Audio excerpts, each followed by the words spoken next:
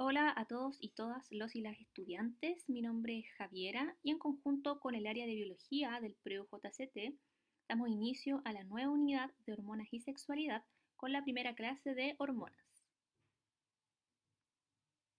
En esta primera parte veremos las clasificaciones, tipos y generalidades de las hormonas, así que cualquier duda no olvides consultarnos.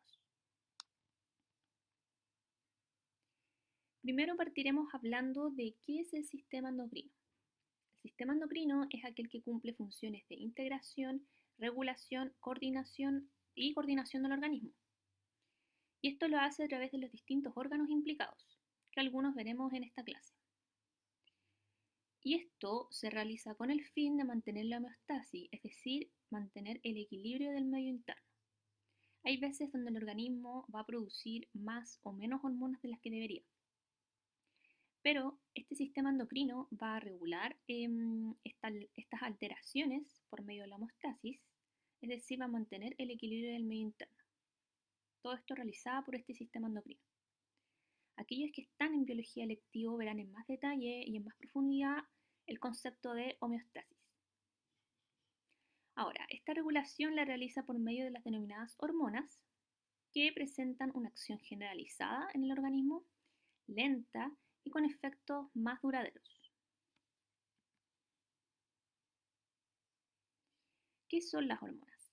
Las hormonas son sustancias orgánicas producidas por glándulas endocrinas o tejidos endocrinos y que por lo general pasan a través del torrente sanguíneo para llegar a la célula efectora blanco o diana que usualmente se encuentra distante de la célula secretora de la hormona. Por lo tanto, cumple un rol de mensajero químico.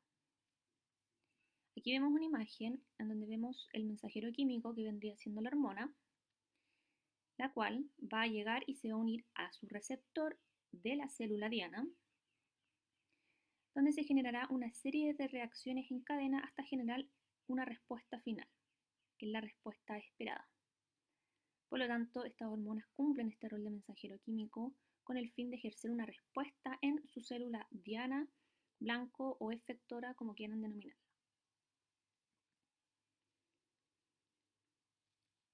La señalización celular implica la transmisión de una señal de una célula emisora a una receptora. Como bien dijimos anteriormente, hay veces donde las hormonas secretoras se van a encontrar distantes de estas células efectoras dianas o blanco. Ya no son vecinas, no suelen ser vecinas. Por lo tanto, necesitamos otro tipo de mecanismos de señalización celular que permitan esta comunicación entre ambas células. Por lo tanto, entre ellas tenemos distintas transmisiones de las señales, ya sea paracrina, endocrina, autocrina y contacto directo, que veremos en más detalle a continuación. Bueno, la primera es la paracrina, donde tenemos una célula emisora que manda una señal a una célula cercana diana. Por otro lado tenemos la célula autocrina, o sea, la señalización celular autocrina, donde una célula se manda una señal pero a sí misma. Luego endocrina, que es cuando una célula manda señales, pero lo hace a través del torrente sanguíneo, ya que esta célula diana se encuentra distante. Este tipo de señalización celular es como habitualmente funcionan las hormonas, ya que como bien mencionamos anteriormente, estas viajan a través del torrente sanguíneo hasta llegar a su célula diana. Y finalmente el contacto directo, cuando una célula emisora manda una señal a otra, pero lo hace a través de uniones de hendidura.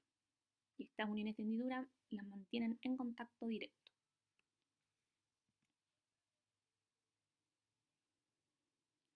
Ahora nosotros podemos clasificar las hormonas según su naturaleza química. Entre ellas, primero encontramos las hormonas esteroideas, las aminoácidas y las peptídicas y proteicas. Las hormonas esteroideas son derivadas del colesterol. Por lo tanto, poseen una estructura similar a esta molécula, ya que su precursor en su formación es este colesterol. ¿Ya? De ahí la similitud en la estructura de tales hormonas esteroideas con la estructura del colesterol. Estas se sintetizan en el retículo endoplasmático liso, que como vimos en clases pasadas, este organelo es el encargado de producir los lípidos al interior de la célula. El colesterol, obviamente, es un tipo de biomolécula producida dentro del grupo de los lípidos. ¿Ya? Ahí es donde se clasifica. Un ejemplo de hormonas esteroideas encontramos las hormonas sexuales y los corticoides. Las células sexuales encontramos la progesterona, la testosterona, el estrógeno y dentro de los corticoides encontramos la aldosterona como también el cortisol, que son secretadas en la corteza suprarrenal. Luego tenemos las hormonas aminoácidicas que se sintetizan descarboxilando, es decir, quitando una molécula de CO2 o modificando ciertos aminoácidos. Se llaman de esta manera ya que conservan un grupo amino NH3. Y dentro de estas catecolaminas, o sea, dentro de este grupo de hormonas aminoácidas encontramos las hormonas que son las catecolaminas y que dentro de ella encontramos la adrenalina, la noradrenalina y las dopaminas que se sintetizan modificando el aminoácido tirosina. Y por último tenemos las hormonas peptídicas y proteicas, ya que son polímeros de aminoácidos. Y es súper importante tener claro el concepto de polímero, que es aquella molécula compleja que está compuesta de ciertas moléculas simples, que en este caso serían aminoácidos. Estas hormonas peptídicas y proteicas nosotros las podemos clasificar según el número de aminoácidos que la componen. Por ejemplo, las hormonas peptídicas están compuestas de aproximadamente de 3 a 49 aminoácidos y las proteicas entre 50 a 200 aminoácidos. Entre las peptídicas podemos mencionar la antidiurética y la oxitocina, y en las hormonas proteicas la hormona del crecimiento como la insulina y glucagón. Estas hormonas, al ser de carácter proteico, se sintetizan al interior del retículo endoplasmático rugoso, ya que como bien sabemos, este retículo es el organelo que está encargado de producir las proteínas dentro de la célula, ya que presenta ribosomas adosados en su estructura. Por otro lado, estas hormonas pueden presentar carbohidratos dentro de su estructura, por lo cual van a recibir el nombre de glucoproteínas.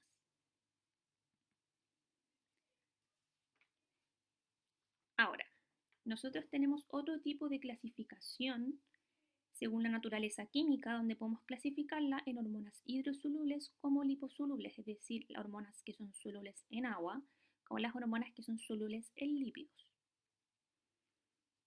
Esta diferencia recae en cómo viajan a través del torrente sanguíneo y a qué nivel se unen en su receptor. Primero tenemos las hormonas lipídicas que se encuentran acá, que necesariamente viajan a través del torrente sanguíneo, pero lo hacen unidas a proteínas transportadoras, ya que son estas de acá. Estas proteínas transportadoras son producidas a nivel hepático. Por lo tanto, la hormona llega unida a esta proteína, pero al unirse a la célula y al ingresar a la célula lo hace de manera libre, necesariamente, es decir, se libera de esta proteína transportadora. Ya dentro, esta hormona liposoluble se va a unir a su receptor, pero que se encuentra al interior de la célula, es decir, en su receptor intracelular. Y por otro lado tenemos estas hormonas hidrosolubles que circulan libres a través del plasma, pero que se unen a su receptor, que se encuentra en la superficie de la célula blanco o diana. Estos receptores suelen ser proteínas integrales transmembranas.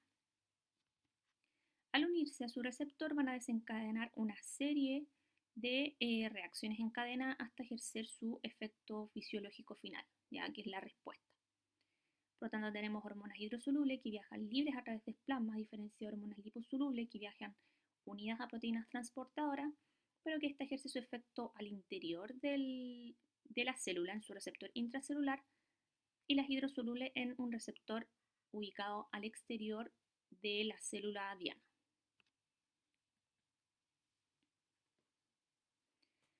Ahora podemos hablar sobre los efectos de la acción hormonal. Las hormonas van a tener distintos tipos de efectos cuando se unen a la célula, ¿ya? Cuando se unen al receptor de su célula diana. Este efecto puede ser estimulante, inhibitorio, antagonista, sinergista o trópico o trófico. Es estimulante cuando promueve la actividad de un tejido. Un ejemplo de esto es la prolactina. Inhibitorio cuando disminuye la actividad de cierto tejido, como por ejemplo la somatostatina, que es una hormona inhibitoria. Antagonista cuando un par de hormonas van a ejercer efectos opuestos entre sí, como lo es la insulina y glucagón con la glicemia. Esto lo vamos a ver en la próxima cápsula. Estas dos hormonas. Sinergista cuando dos hormonas tienen efectos que se potencian entre sí, como lo es la hormona del crecimiento con las hormonas tiroideas. Y trófico o trópico cuando las hormonas regulan la actividad pero de otro tejido endocrino.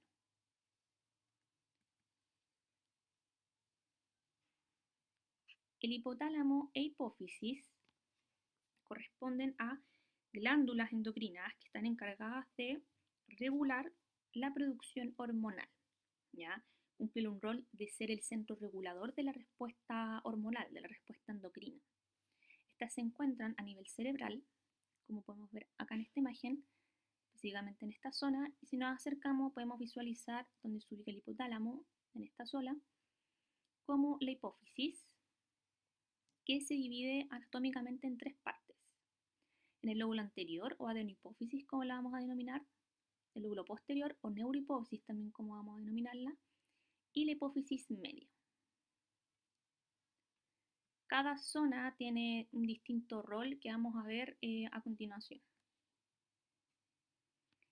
Primero, la hipófisis es aquella glándula que controla las funciones del medio corporal interno, el comportamiento sexual y emociones.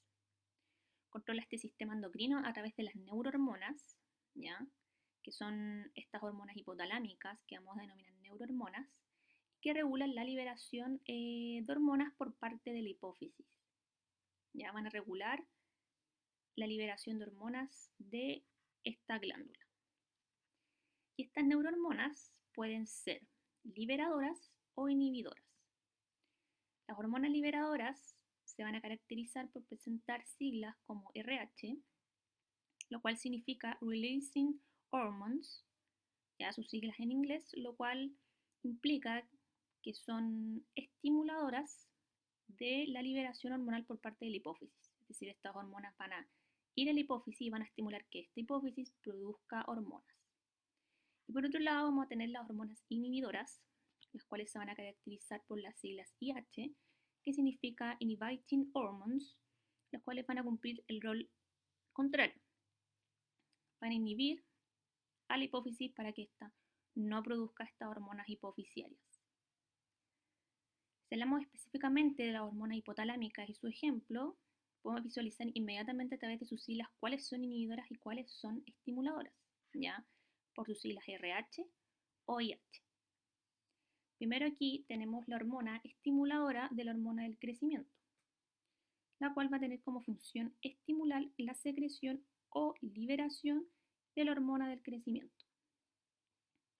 Luego tenemos la hormona inhibidora de la hormona del crecimiento o somatostatina, que inhibe la secreción de esta hormona del crecimiento.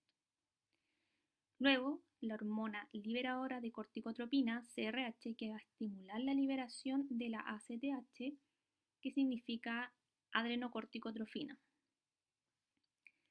La TRH, que es la hormona liberadora de tirotropina, y que estimula la liberación de la TSH, que es la hormona tiroestimulante.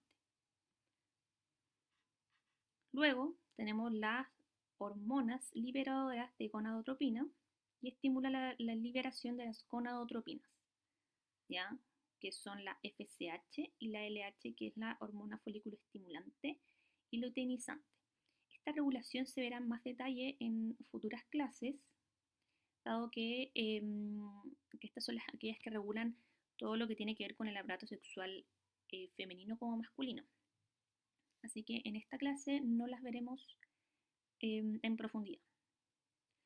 Luego tenemos la hormona liberadora de prolactina, PRH, que estimula la secreción de esta hormona prolactina. Y la contraria, que vendría siendo la antagonista, obviamente, que es la inhibidora de la prolactina o también la dopamina que cumple esa función y que inhibe la secreción de esta hormona. Todas estas hormonas antes mencionadas son producidas a nivel hipotalámico y que van a ir hacia la hipófisis para que ésta produzca o no, según obviamente su función, produzca o no las hormonas hipofisiales. Sin embargo, estas hormonas hipotalámicas, oxitocina y ADH, son producidas a nivel hipotalámico, pero se van a almacenar en la hipófisis, específicamente en la neurohipófisis, ¿ya? O lóbulo posterior.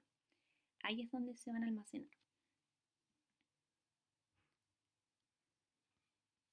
La hipófisis, por otra parte, es la glándula endocrina principal de los vertebrados. Las hormonas que secreta controlan el funcionamiento de casi todas las demás glándulas endocrinas del organismo.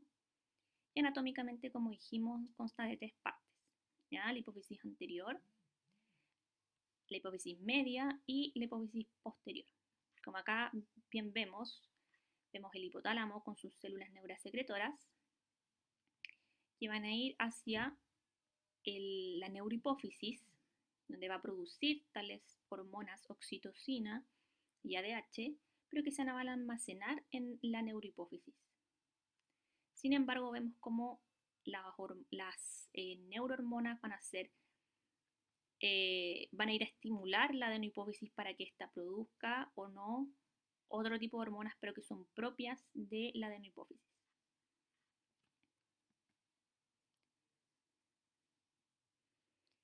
Si hablamos del eje hipotalámico propiamente tal y su regulación, podemos visualizar la hipófisis y las hormonas, como dijimos anteriormente, las neurohormonas producidas en la hipófisis, pero que están almacenadas a nivel hipofisiario en la neurohipófisis. Dentro de ellas vamos a encontrar la ADH, que es la hormona antidiurética, la cual está encargada de aumentar la reabsorción de agua a nivel renal, por lo tanto ejerce su efecto a nivel de los riñones. Y la oxitocina, ¿ya? La cual también es una hormona producida a nivel hipofisiario, pero almacenada en la neurohipófisis, la cual va a estimular la eyección de la leche, ¿ya? Por lo tanto ejerce su acción en la glándula mamaria, como también estimula las contracciones uterinas durante el parto. Todas estas hormonas son producidas a nivel de la adenohipófisis, pero obviamente son reguladas, estimuladas o inhibidas por hormonas hipofisiarias. Dentro de ella encontramos la hormona del crecimiento, la cual va a ejercer su efecto a nivel tanto muscular como también a nivel óseo en los huesos para estimular el crecimiento. La MSH, la cual es la hormona estimuladora de los melanocitos, que va a ejercer su efecto a nivel de la piel. Esta MSH se produce a nivel de la hipófisis media. Luego tenemos la TSH, que va a ir a estimular a que la tiroides produzca hormonas, ¿ya? Que vamos a ver más detalle más adelante, como son la T4 y la T3, las hormonas tiroideas. La FSH o LH, las cuales van a ir hacia los ovarios y testículos, ¿ya? Dependiendo obviamente del tipo de organismo del que estemos hablando, para que estos ovarios o testículos produzcan ciertas hormonas o cumplan ciertas funciones también. Así que esto va a ser visto más adelante. La ACTH va a ir a estimular a la corteza suprarrenal para que ésta produzca ciertas hormonas y la prolactina va a ir a la glándula mamaria para estimular la producción de leche, ¿ya? Por lo tanto, estas son hipofisiarias producidas específicamente en la adenohipófisis. Existen dos tipos de regulaciones hormonales, el feedback negativo y el feedback positivo. Primero veremos el feedback negativo, donde el objetivo es mantener los niveles plasmáticos de las hormonas, pero constantes. ¿Ya? Es decir, lo que se busca es mantener la homeostasis. ¿Ya? Los niveles hormonales se pueden ver aumentados o disminuidos, sin embargo, en este feedback negativo, lo que va a ocurrir es Que la hormona, o sea, la glándula del hipotálamo va a producir ciertas hormonas liberadoras que van a ir a estimular a que la hipófisis produzca otro tipo de hormona hipofisiaria que va a ir directamente a la glándula endocrina, que va a producir eh, que aumentará la producción de una tercera hormona. Sin embargo, cuando estos niveles se vean altamente estimulados y la hormona 3 aumente demasiado a niveles que superan la normalidad, lo que va a ocurrir es que esta misma hormona va a mandar señales, ya va a existir un tipo de señalización en la cual va a ir tanto a la hipófisis como al hipotálamo para que ambas glándulas detengan la producción tanto de su hormona liberadora e hipofisiaria respectivamente. ¿Ya? Es decir, manda señales al hipotálamo e hipófisis para que detenga su producción y mediante esta señal el hipotálamo va a disminuir la producción de esta hormona liberadora, también como la hipófisis, por lo tanto la glándula endocrina va a dejar de producir la hormona 3 y los niveles se van a mantener constantes. ¿Ya? Ya que el objetivo de este feedback negativo siempre es mantener la homeostasis y no superar los niveles normales de la hormona, ya que cuando estos niveles se ven muy estimulados, se producen alteraciones en el organismo. Sin embargo, por otro lado, tenemos lo que se denomina el feedback positivo, ¿ya? Que es la segunda regulación. En este feedback positivo va a ocurrir lo contrario, ¿ya? Es decir, va a existir un aumento sostenido de los niveles plasmáticos de la hormona, ya que el objetivo es romper la estabilidad de esta homeostasis, ya lleva al cambio. Un ejemplo de la hormona que realiza este tipo de feedback positivo es la oxitocina, ya que necesita altos niveles de oxitocina durante el parto, ya para estimular las contracciones uterinas. Por lo tanto, este es un ejemplo de feedback positivo. En este feedback positivo lo que va a ocurrir es que el hipotálamo va a producir esta hormona liberadora que va a estimular a que la hipófisis produzca esta hormona hipofisiaria que va a ir a la glándula endocrina. Sin embargo, uno esperaría que frente a altos niveles exista un feedback negativo y se llega al equilibrio. Pero en este tipo de feedback positivo va a ir un estímulo directamente a la hipófisis a hipotálamo para que ambas glándulas sigan produciendo aún más la hormona liberadora, la hormona hipofisiaria, como también la hipotalámica. Por lo tanto, esta hormona final se va a ver aún más estimulada, ¿ya? Como lo es la oxitocina, ya que va a ir directamente a las contracciones uterinas, ya para estimularlas aún más. Esta sería la primera cápsula de la clase de hormonas, así que nos vemos en el próximo video donde veremos en más detalle los tipos de hormonas, sus regulaciones, como también la regulación de la glicemia.